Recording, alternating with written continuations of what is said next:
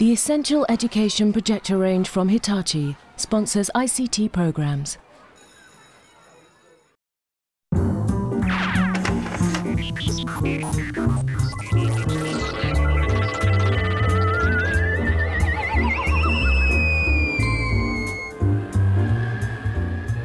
So you've had your whiteboard for a few months and you're kind of confident with the basic options and you're fairly happy using it in most lessons.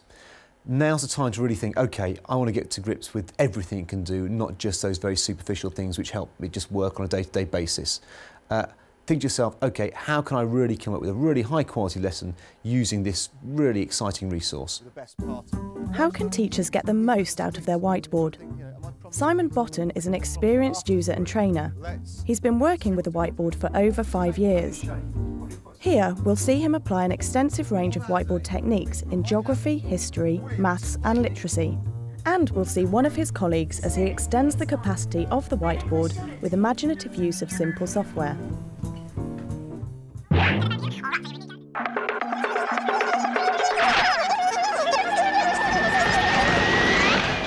You can come out and find me where the River Severn is next to us. Who show where we are on that map? Your interactive whiteboard is just that, an interactive whiteboard. You've got to try and get the children involved, and that means getting the children out of their seats and getting them interactive. Have a go, just have a stab at it, doesn't matter where. Fantastic. We're in Gloucester. I used this in my geography lesson where the children came up and actually manipulated the map so they are following the River Severn up to its source. Here it is. Now it starts off really big. It's easy to see that, isn't it? It's massive. But it gets a bit smaller and we have to really keep on the trail if we're not going to lose it. Who can come and move our map this way for me? Polly.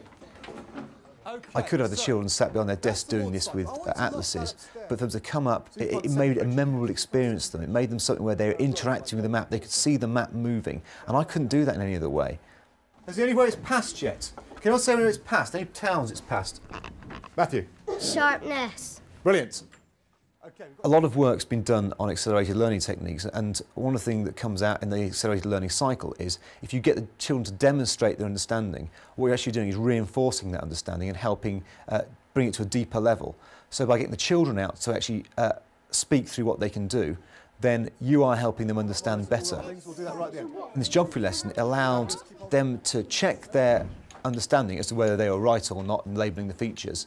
It allowed them to take risks. If they were wrong, we could quickly erase it. It wasn't permanently on the page in their book. And it got everybody thinking, well, what goes there? Does this go there? They all wanted to come out and put the letter in. So it made them think, do I understand this myself? Am I right before I put my hand up?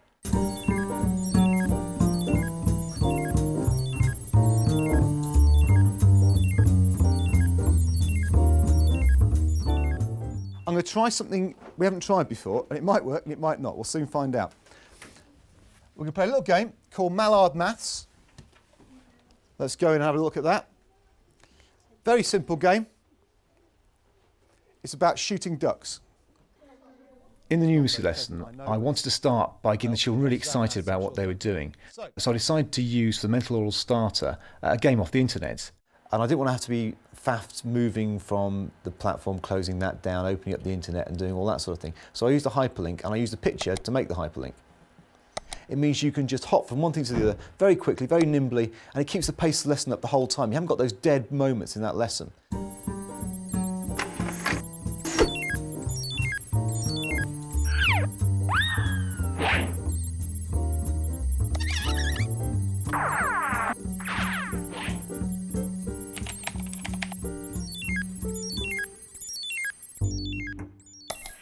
For me, hyperlinks really do provide the backbone to the lesson. I've got my platform which kind of holds the lesson together, and the hyperlinks which take me out of that platform into other places which allow me to explain the learning clearly.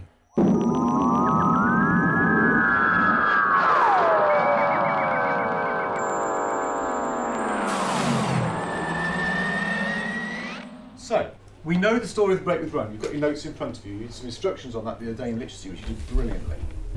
Today, I want us to try and move on quite a lot quicker. This programme allows you to create like a comic book, but it's a comic book you can animate, if you imagine kind of a flip book. I've used it for storyboarding. We did an interview with Henry VIII where the children are thinking of questions and what Henry's responses would be to those questions, so you're reinforcing the children's historical learning. We did them to do a comic book on the break from Rome, which was quite challenging. They had to think about all the steps that led to the break with Rome, and for things like story writing or sequencing ideas, they're really, really useful. Right, do you need to make these bigger? Because you've lost a bit of text off the bottom, don't you? Okay, so get those things right. So at 5 to 12, it is absolutely perfect to show on the screen. Why did you marry Anne Boleyn? Henry was very old and ill, so all I did was look after him. Why did you marry Catherine of Aragon? Because the King of Spain paid lots of money. There's several on the market now. The two main leaders are either Cartouche or another one which is just out, which is from Australia, called Cahoots. Either are worth looking at, but there's also other ones coming on the market all the time. So it's something to add to your arsenal of programs which you can use on your whiteboard as a tool. Both of the ones I mentioned come with teacher resources pre-programmed, deliberately there for whiteboards, with then activities the children can then do on their own laptops or PCs. So they're a really flexible tool which you can use within your classroom. You are so evil, Henry. You are a stupid Catholic, Catherine. Blah, blah, blah, Fat Henry. The more I do it, the more I see just how powerful it is, because you're allowing children, perhaps some children who don't have so much access as far as their literacy skills, to really interact with you and really show the rest of the class what their understanding is. It allows the children to assess themselves, it allows them to kind of assess each other without saying so, you know, what is it so-and-so's done, in order to make their presentation really, really effective. I have to divorce you, Catherine. Fine, just fine. Shame, I would have liked to see her head on a stick. OK, give them a big clap. One really exciting way of using your board was a way that I was shown by a guy called Tim Rylands, who works at Magna Primary School. And he came up with using the idea of using a computer game, but using it a really different way than you'd expect. I use some of the games in the Mist series, which are virtual reality landscapes. And I use it in a literacy context where I walk the children through the games and we describe everything we see and hear and touch around us. And what he'd used it for, and we then copied, was using it for creative writing. So giving these worlds where children can explore, they can look up, they can look down, they can look left, they can look right, the sound effects in the background, it really draws them in. You only have to look at their faces while they're doing it, and they're absolutely immersed in this activity. What I like to do is to really create an atmosphere within the room. We turn all the lights off and the music up so that we, again, become washed in the environment. I'm just going to take a walk outside and look around. What do you notice today? What do you notice about the weather here today? I use the whiteboard, but I sit amongst my children with the laptop so that it's a shared experience. Sometimes I get the children to actually operate the mouse. They dictate the pace that we move through. Sometimes, like for example today, we were looking at paragraphs, and it can be broken down to even turning to look in a different direction, or perhaps picking up an object. All those things are great for picking apart when to start a new paragraph. Keep writing, folks, the rest of you. By using these imaginary worlds, you're given a common sort of visual vocabulary, if you like. Everybody's looking at the same thing, so everybody can add their own interpretation of that item or that background, and you can really come up with some very high quality writing. You're really using the board for its full interactivity, the sounds, the sights, the movement of the pictures, and it really draws everybody into the experience. This part's really, really cool if you're not afraid of tight spaces. I use the whiteboards to create an immersive environment that inspires the children's speaking and listening and writing and their general confidence in literacy. Okay, who'd like to read a little bit about what they wrote, perhaps including a really good positional or a... Jess? Ahead lay a tower of pale dry rocks looming over me, the wind making all the lush green plants sway. I noticed also that there was a large lake flowing past, two small huts, one billowing smoke. What I was really surprised about when I tried it with my class was just the quality of writing was astounding. To the point where I had some Year 5 pupils producing Level 6 work, which I've never seen before. I cannot recommend it strongly enough. There's all sorts of different computer games you can try. There's some free ones you can get on the net. It's just a really good approach, and I honestly, try it with your class and you'll be amazed by the results.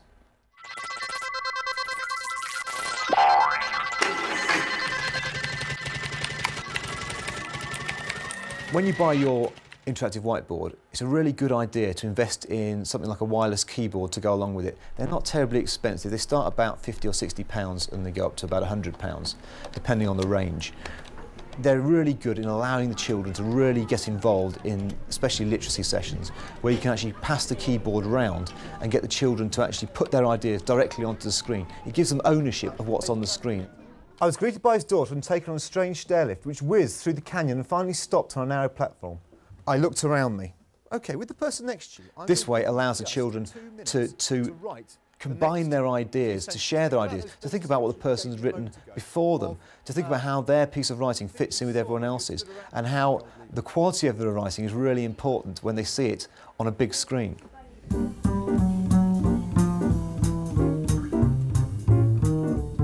Stared at me. Oh, nice.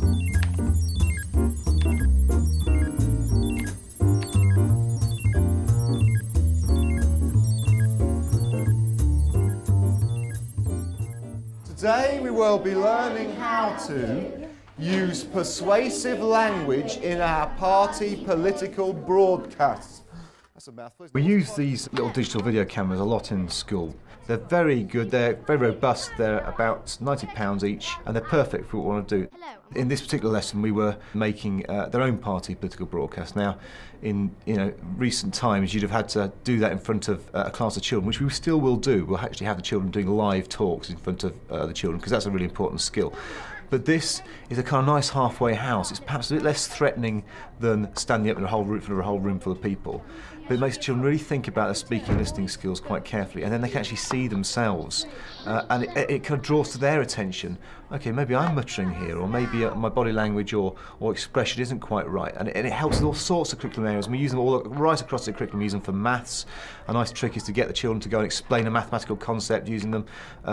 Every single subject you can think of.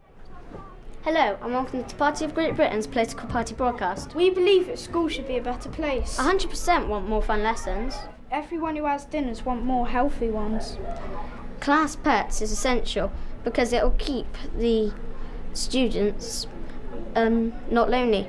Another nice thing about them is you're not mucking about with lots of wires at the end, and perhaps if you're looking for a way into digital video, this is a good way, because literally all you do, you get this little docking station with it, which you plug into one of your USB ports. So it's incredibly simple. Once you've got it plugged into your computer, you literally just stick the camera straight on the stand. The video appears on the screen, a couple of seconds downloads straight into it. It also takes live pictures like we've got here. And what you've got then is all your videos just ready to show there and then. Another way of using these films, once you've got the video, you can then save it as an AVI file, and then put it into PowerPoint. You can put it straight into your whiteboards rather than messing about with this software. You could just use it as a film that you've made inside your whiteboard. Hello, and welcome to Party of Great Britain's political party broadcast. We believe that school should be a better place. It's great, isn't it? Who'd have thought we could do this even just 2 years ago? But one final point. These are a really powerful tool which are really going to enhance the way we work. But we've got to remember they're there to support our teaching and not to replace all the great things we've done in the past. So keep doing all those great things in the past and use these to really enhance your lessons. So vote for us now!